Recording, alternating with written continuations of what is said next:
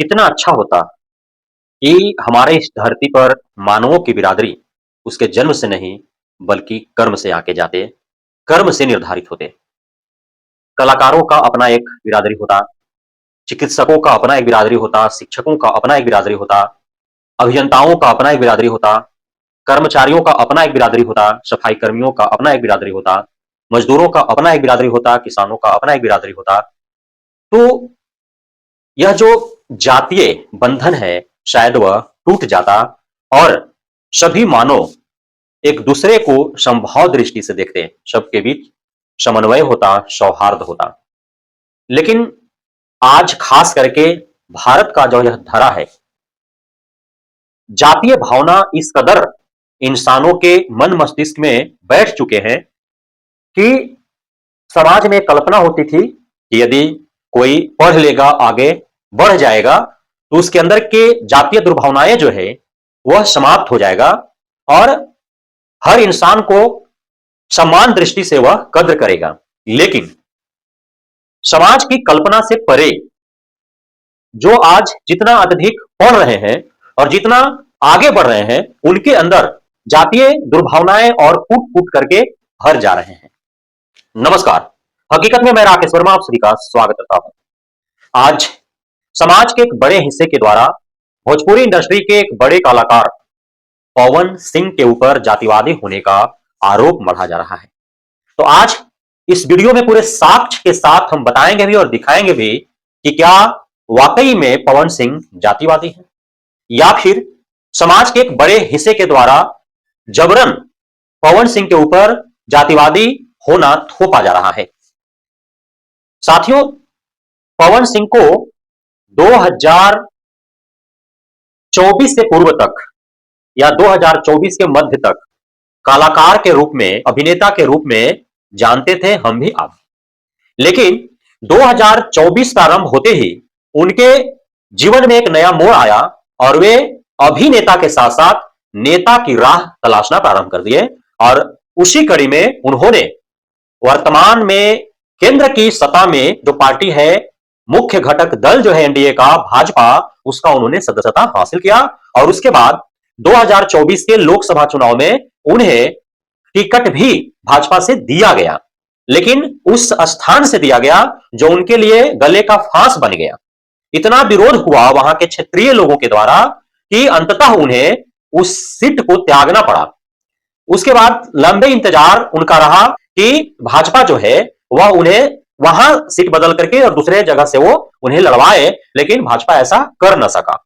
उसके बाद वे निर्दलीय चुनाव लड़ते हैं और काराकाट लोकसभा क्षेत्र से, जबकि पवन सिंह का गृह जो जिला है वह आरा है, आरा संसदीय क्षेत्र है, वहां से वह न लड़ करके काराकाट से उन्होंने चुनाव लड़ने का फैसला लिया। चुनाव उन्होंने लड़ा भी और बेहतर प्रदर्शन भी उन्होंने किया।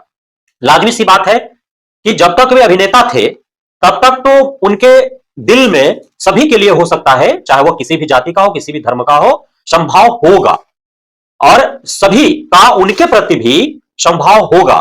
कोई दलित है, कोई पिछड़ा है, उनके मन मस्तिष्क में, उनके दिल के किसी कोने में पवन सिंह के लिए उनका गायकी और उनका अदाकारी देख करके कहीं ना कहीं उनके प्रति स्नेह और प्रेम होगा। लेकिन जब कलाकारी दुनिया से अलग राजनीति के क्षेत्र में जब उन्होंने कदम बढ़ाया और वे काराकाट लोकसभा क्षेत्र से प्रतिनिधि नहीं चुने गए, तो इसका मतलब साफ झलकता है कि कलाकारी, अदाकारी, गायकी का जो क्षेत्र है उसमें आप सभी जाति धर्म के लोगों का आप स्नेह पा सकते हैं, लेकिन जैसे ही आप राजनीति के क्षेत्र में आते हैं तो कहीं ना कहीं यहां जातीय फैक्टर कार्य करता है और उस जातीय फैक्टर के घन चक्कर में आपको पिसना पड़ता है और उसमें जनता भी पिसते हैं, नेता भी पिसते हैं और जिसका जो है वो नेगेटिव फैक्ट क्या पड़ा पवन सिंह के ऊपर कि वे चुनाव बुरी तरह से हार गए। हालांकि प्रथम उनका यह प्रयास था राजनीति के क्षेत्र में, उन्होंने अच्छा प्रयास किया और अच्छा उन्होंने मत भी प्राप्त करके एक मिसाल कायम किया। भले ही वो जीत न सके, उन्होंने काफी अच्छा प्रदर्शन कर और लोकप्रियता हासिल कर लिया, अपना पैठ जो है वो अपने पार्टी में जमा लिया, भले ही वो पार्टी से चुनाव नहीं लड़ पाए। बावजूद इसके जब वो निर्दलीय चुनाव लड़े, एनडीए का जो प्रत्याशी था उसके खिलाफ लड़े, बावजूद इसका जो है पवन सिंह के ऊपर कोई कार्रवाई नहीं किया गया भाजपा के द्वारा। आज भी वो भाजपा के सदस्य है। और आज भी वो भाजपा के ही नेताओं के साथ देखे जाते हैं, चाहे वो औरंगाबाद में आए तो, चाहे वो काराकाट में आए तो, उनके साथ भाजपा के ही नेता और कार्यकर्ता उनके इर्द गिर्द होते हैं। काराकाट से चुनाव लड़ रहे थे उस समय भी भाजपा के ही नेता और कार्यकर्ता उनके साथ देखे जा रहे थे। भले एनडीए का प्रत्याशी के तौर पर वहां जो है उपेंद्र कुशवाहा जी थे उम्मीदवार के तौर पर, लेकिन भाजपा के अधिकांश नेता और जो कार्यकर्ता थे, समर्थक थे, वे पवन सिंह के साथ देखे गए। अब है कि आखिर औरंगाबाद जिला और औरंगाबाद संसदीय क्षेत्र, काराकाट संसदीय क्षेत्र के जो जनता जनार्दन है, एक बहुत बड़ा हिस्सा से जो यह आवाज उठ रही है कि क्यों जो है पवन सिंह को जातिवादी न कहा जाए, तो इसको लेकर के मैं जो है इस वीडियो में कुछ साक्ष्य जो है आपके सामने दिखाना चाहूंगा। मैंने इस पर थोड़ा रिसर्च किया और उनके ट्विटर हैंडल, एक्स हैंडल पर जाकर के और बजाते पिछले लगभग 8 माह 10 माह का उनका पूरा हिस्ट्री मैंने चेक किया कि आखिर ट्विटर हैंडल पर जो है उन्होंने क्या क्या शेयर किया है और कैसे उन पर जो है जातिवादी होने का आरोप लगाया जा रहा है। देखिए, जब आप उनके सोशल मीडिया के किसी भी प्लेटफॉर्म पर आप जाएंगे, जितना वो सक्रिय अभिनेता से नेता बनने के बाद हुए हैं, सामाजिक जो भी घटनाएं घट रही हैं उसके प्रति वे जब तक अभिनेता थे तब तक नहीं थे। यह सत्य बात है, आप जाकर के उनके सोशल मीडिया किसी भी प्लेटफॉर्म पर देख सकते हैं। आप उनका फेसबुक अकाउंट चेक कर लीजिए, आप उनका ट्विटर अकाउंट चेक कर लीजिए, कहीं भी आप जाकर के देख लीजिए। लेकिन जब से अभिनेता से नेता बने हैं तब से उनका सामाजिक घटनाओं पर नजर है और जो आज तक के हमारे महापुरुष हैं उनके प्रति उनका स्नेह बढ़ा है और जो है जिस प्रकार से एक नेता का आवोभाव होता है समाज के प्रति, वो सारे देखने को मिल रहे हैं। और इसी क्रम में जिस क्षेत्र से उन्होंने चुनाव लड़ा है उस क्षेत्र में कोई भी घटनाएं घट रही हैं तो उन पर नजरें हैं उनकी, और उसके लिए वे अपने तरफ से शोक व्यक्त कर रहे हैं, संताप व्यक्त कर रहे हैं, पश्चाताप व्यक्त कर रहे हैं, संवेदना व्यक्त कर रहे हैं। और जिस भी परिवार के साथ कुछ घटित हो रहा है तो कोशिश उनकी हो रही है कि उनके परिवार से मिला जाए, और न भी मिल पाए यदि अपनी व्यस्तता के कारण तो कम से कम जो है उनके लिए शोक संदेश भेज दिया जाए, उनके परिवार के साथ संवेदना व्यक्त कर दिया जाए। ये इस तरह से जो है उनका चल रहा है। आपको ज्ञात होगा कि नबीनगर में एक घटना घटा था, एक छोटी बहन श्रेया के साथ जो है आतताइयों के द्वारा एक घटनाक्रम का अंजाम दिया गया था और उसमें छोटी बहन श्रेया की मौत हो गई। अब उसके बाद जो है यह घटना काफी तूल पकड़ा था। नेशनल मीडिया जो मेन स्ट्रीम्स चैनल है उसमें भी इस खबर को दिखाया गया था और उसके बाद कई सारे जो है नेता भी वहां तक दस्तक दिए और श्रेया के परिवार को उन्होंने न्याय भी दिलवाने का प्रयास किया और काफी हद तक न्याय मिला भी। पवन सिंह भी उसमें शिरकत किए और श्रेया के माता पिता से उन्होंने मिला, परिवार से मिला, उनके साथ संवेदना व्यक्त की, उनको सांत्वना दिया और साथ में जो है दुख सुख का भागीदार वो बनने का भरसक प्रयास किए। क्योंकि वह काराकाट संसदीय क्षेत्र के अंतर का घटना था, पवन सिंह वहां पहुंचे और ट्विटर हैंडल पर उन्होंने उसके प्रति संवेदना व्यक्त करते हुए और इंसाफ के लिए मांग करते उन्होंने पोस्ट भी किया था, जो आप देख सकते हैं। उसके बाद जो है एक डेहरी ऑन सोन के मिठोपुर गांव में एक छात्रा की जब श्रेया की हत्या हुई थी उसके जस्ट बाद एक और उसी प्रकार का घटनाक्रम का अंजाम दिया गया था नीतू कुमारी के साथ। उसको भी उसी प्रकार से कुछ असामाजिक तत्वों के द्वारा उनका जो है अपहरण करके और दरिंदगी के साथ उनको निर्ममतापूर्ण तरीके से और उनका मौत का घाट उतार दिया गया था। तो उन्होंने एक सैंडल पर जाकर के और इस घटना का भी जिक्र करते हुए उन्होंने संवेदना व्यक्त किया और इंसाफ की जो है उन्होंने मांग किया था, न्याय की उन्होंने मांग किया, आप देख सकते हैं। उसके बाद घटना घटा था एक काराकाट लोकसभा के ओबरा विधानसभा अंतर्गत अंछा के पास, दाऊदनगर के पास अंछा है, वहां के पास गोसाई मोहल्ला में एक वृद्ध व्यक्ति श्री रामचंद्र चंद्रवंशी की निर्मम हत्या कर दी गई थी, उनका गला रेत करके। तो उस खबर को सुन करके उन्होंने स्तब्धता जताई थी, साथ ही उन्होंने शोक संदेश एक लिखा था ट्विटर हैंडल पर जाकर के और परिजनों के साथ वो हर सुख दुख में खड़ा है, इस प्रकार से उन्होंने अपने आप को जताया था। साथ ही दोषियों को गिरफ्तार कर जल्द से जल्द उन्होंने उचित कार्रवाई करने की मांग की थी, न्याय और इंसाफ का मांग किया था। उसके बाद जो है बिहार के आपका औरंगाबाद जिला के बारून की घटना का एक जिक्र है। बारून प्रखंड के इटहट और मदनपुर प्रखंड के कुसहा गांव में जीवित पुत्रिका पर्व के दौरान पवित्र स्नान में 8 बच्चों की मृत्यु होने का समाचार प्राप्त होने के बाद उन्होंने इसको अत्यंत ही हृदय विदारक बताया था और शोकाकुल परिवारों के इस अपार दुख के समय अपनी गहरी संवेदना व्यक्त उन्होंने किया था। साथ ही प्रशासन से उन्होंने मांग किया था कि लापता जो बच्चियां हैं उनकी खोज की जाए, साथ ही जो है इसमें उचित कार्रवाई करते हुए और परिवार को जो है जो भी सरकारी योजनाएं हैं उसके साथ उनको सहयोग प्रदान किया जाए। तो तमाम तरह की जो है इन्होंने बातें एक्स हैंडल पर लिखा था। उसके बाद जो है इनके द्वारा एक और घटना का जिक्र किया गया था और वह भी बहुत जो है चर्चा में वह घटना रहा। नवीनगर व्यापार मंडल अध्यक्ष अंकोरहा गांव निवासी संजय सिंह को जो है उनको गोली मार करके हत्या कर दी गई थी। तो इस पर भी उन्होंने दुख जताया था और परिवार के साथ वे खुद को खड़ा होते हुए बताया। साथ ही पीड़िता को न्याय दिलाने के लिए उन्होंने इंसाफ के लिए शासन प्रशासन से मांग भी किया। हाल फिलहाल में अभी जो घटना घटा है ओबरा के अंदर ही एक प्रिंस कुमार नाम का युवा को जो है वो जब फुटबॉल खेल देख करके और अपने दोस्तों के साथ घर जा रहा था तो रास्ते में ही लगभग 14 लोग शायद थे, तो 14 लोगों के द्वारा जो है उसको घेर करके और मॉब लिंचिंग कर उसको मार डाला गया।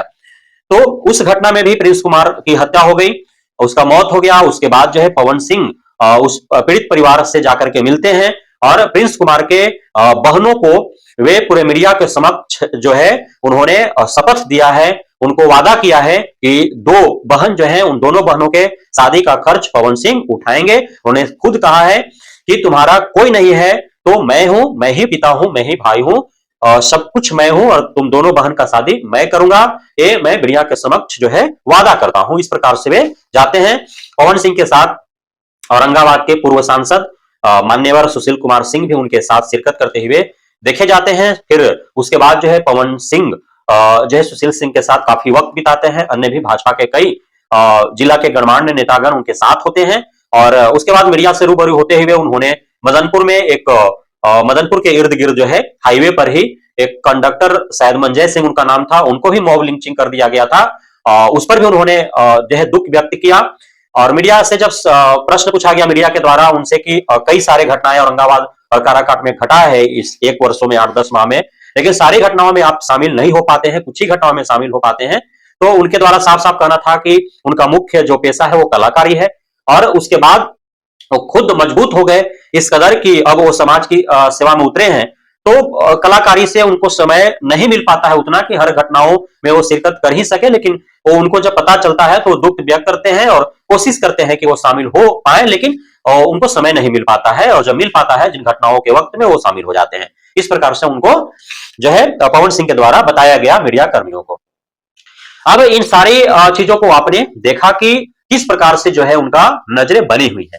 अब यहां पे देखिए जो जातिवादी होने का आरोप मढ़ा जा रहा है वो इसलिए मढ़ा जा रहा है कि जब से वो चुनाव लड़े हैं काराकाट संसदीय क्षेत्र में तब से लेकर के अब तक जो भी घटनाएं घटी हैं उस क्षेत्र में या तो वो खुद जाकर के पीड़ितों से उन्होंने मिला या फिर वो अपना सोशल मीडिया साइट्स के माध्यम से शोक संदेश उन्होंने भेजा और न्याय की गुहार उन्होंने लगाया, संवेदनाएं उन्होंने व्यक्त की। लेकिन एक घटना है जो उन्हीं के काराकाट संसदीय क्षेत्र जहां से उन्होंने चुनाव लड़ा और भविष्य भी वहीं से वो तलाश कर रहे हैं अपने राजनीति के क्षेत्र में, इसलिए शायद अत्यधिक सक्रिय दिख रहे हैं उस काराकाट संसदीय क्षेत्र में। तो वहां पे एक घटना घटा था आपका माली थाना के अंतर्गत कोल मंझौली में घटा था। कोल मंझौली में हुआ क्या था, एक दलित बच्ची के साथ जो है कुछ दरिंदों ने दरिंदगी कर उसके साथ दुष्कर्म कर और उसको मौत का घाट उतार दिया गया था उस बच्ची को। और ठीक है यह घटना घटा, लेकिन उसमें आखिर पवन सिंह के ऊपर जातिवादी होने का आरोप क्यों लगाया गया? क्योंकि अब जो भी घटनाएं घटी हैं सभी में सिर्फ जो हमने आपको यहां पे जिक्र किया इस वीडियो में पूरे साक्ष्य के साथ, वो एक चंद्रवंशी परिवार के वृद्ध व्यक्ति को गला रेत करके मार दिया गया, उस पर भी उन्होंने संवेदनाएं व्यक्त की। और जो ओबरा वाली घटना जो प्रिंस कुमार के साथ हुआ है, प्रिंस जो है वो गुप्ता परिवार से है, साव जी है, और वहां जाकर के उन्होंने मिला। अन्य विभिन्न जातियों के साथ जो घटनाक्रमों का अंजाम दिया जा रहा है वो मिल रहे हैं, संवेदनाएं व्यक्त कर रहे हैं।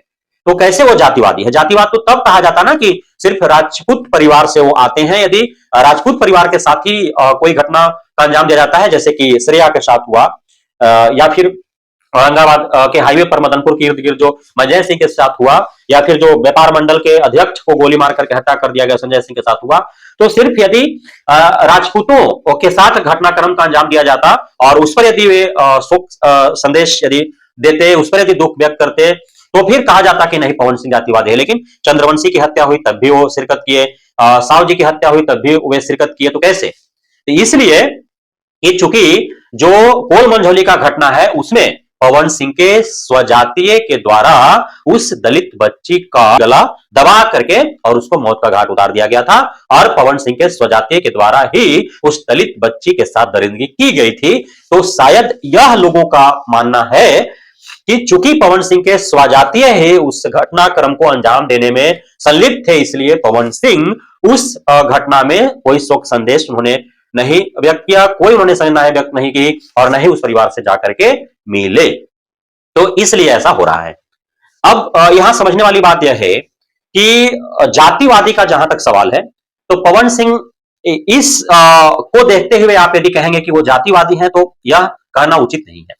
यदि पवन सिंह वास्तव में जातिवादी होते और सिर्फ यदि राजपूत ही उन्हें के दिल में वास करते और राजपूतों के हित में ही यदि उनका कदम होता, तो फिर वे सिर्फ काराकाट संसदीय क्षेत्र के अंदर होने वाले घटनाओं पर ही नजरें नहीं डालते। पवन सिंह पूरे बिहार प्रदेश के चहेते हैं, पूरे भारत देश के चहेते हैं, क्योंकि वे एक कलाकार हैं, और कलाकार भी ऐसा जिन्हें क्या कहा जाता है, जिन्हें पावर स्टार के नाम से जाना जाता है। तो उनके अंदर ईश्वर ने इतना पावर दिया है, वो इतने आर्थिक रूप से सबल है, इतनी उनकी लोकप्रियता है कि वे अपने सोशल मीडिया हैंडल्स के माध्यम से पूरे देश प्रदेश में घटे किसी भी घटना को सिर्फ यदि वहां जिक्र कर दे फोटो वीडियो के साथ, तो जो मेन स्ट्रीम मीडिया है उसके भांति इनका सोशल मीडिया हैंडल्स पर शेयर किया हुआ, पोस्ट किया हुआ उस घटना क्रम का जो खबर है वो उसके समानांतर कार्य करेगा, और उसके समानांतर जो है वो शासन प्रशासन पर दबाव बनाने का कार्य करेगा। लेकिन पवन सिंह ऐसा नहीं करते हैं। पवन सिंह का गृह जिला जो है वह आरा है। आप उनका सोशल मीडिया हैंडल्स पर जाकर के देखें, आरा में क्या घटना नहीं घट रही है, लेकिन आरा में घट रही कितने घटनाओं का उन्होंने अपने सोशल मीडिया पर जो है जिक्र किया है। कितने आरा जिला के अंदर जो घटनाएं घट रही है उसके लिए जो है कितना पीड़ितों के साथ वो खड़ा हुए हैं, कितना पीड़ितों के इंसाफ और न्याय के लिए वो मांग कर रहे हैं। या फिर उनका जैसा कि कहना है कि पूरा भोजपुरी समाज उनका जो है एक परिवार है, तो भोजपुरी समाज यदि परिवार है तो क्या सिर्फ भोजपुरी समाज काराकाट संसदीय क्षेत्र में ही बसता है? ऐसा तो नहीं है कि काराकाट संसदीय क्षेत्र में ही बसता है सिर्फ। और उनका जो सोशल मीडिया हैंडल जाकर के देखेंगे तो काराकाट संसदीय क्षेत्र के अंदर जो घटनाएं घट रही है उसी के लेकर के उनका जो है जिक्र होता है। बाकी अन्य जगहों के बारे में कोई भी घटना घटती है तो जिक्र नहीं होता है। कहां उनका बक्सर में कोई घटना घट रहा है, कोई जिक्र है। भोजपुर जिला में घटना घट रहा है, कोई जिक्र है। आज जहानाबाद में घट रहे हैं, कोई जिक्र है। अरवल में घट रहे हैं, कोई जिक्र है। उधर आपका सिवान है, गोपालगंज है, कहीं कोई है उनका जिक्र है। या पूरे बिहार प्रदेश में 38 जिला है। यदि आप औरंगाबाद और आप रोहतास जिला को छोड़ दें तो अन्य 36 जिला में घटनाएं घट रही है। सोशल मीडिया हैंडल्स उनका उठा करके देख ले, कहीं कोई जिक्र है। तो पवन सिंह जातिवादी नहीं है। यदि पवन सिंह जातिवादी होते तो अपने जात के साथ घट रहे प्रत्येक घटनाओं का वो अपने सोशल हैंडल के माध्यम से उसको न्याय और इंसाफ के लिए लड़ाई लड़ते हुए देखे जाते, लेकिन ऐसा नहीं है। वे जातिवादी नहीं बल्कि वे अभिनेता से नेता बनने की ओर अग्रसर है, इसलिए वे अवसरवादी हैं और वे अपना अवसर की तलाश काराकाट संसदीय क्षेत्र में ढूंढ रहे हैं। इसलिए वहां पे जो घटनाएं घट रही है सिर्फ उसका ही जिक्र कर रहे हैं। और यह सत्य है कि चूंकि उनका स्वजातीय की संलिप्तता कोल मंझौली में जो दलित बच्ची के साथ दरिंदगी की गई उसमें रही, शायद इस वजह से वहां पे वे निष्क्रिय देखे गए, इसीलिए उन पर जातिवादी होने का आरोप मढ़ा जा रहा है। बहुत बहुत धन्यवाद।